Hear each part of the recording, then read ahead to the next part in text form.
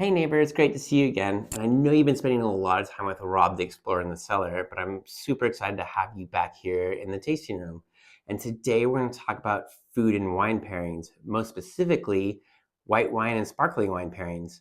And I know what you're thinking. It can be very overwhelming to have this kind of conversation and topic, but there's a few things that you just need to remember that if you like it and it goes well together, that's all that matters. But if you're really worried about it, we just need to break it down to a few basic components. First, let's talk about sparkling wine. Sparkling wine is usually high in acidity, which usually causes your palate to salivate quite a bit.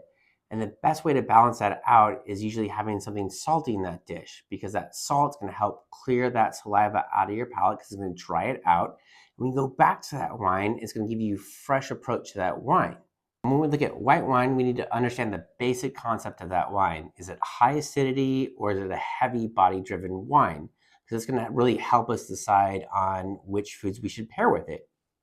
If we have a high acid wine, we don't really want to pair it with something that's high in acid as well, because that acidities can compete with each other and it's going to diminish the flavors of one of those dishes or either that wine. So with heavy whites, it's really important to make sure that we complement that heavy white. So we're going to need something that's going to be heavy on that dish as well.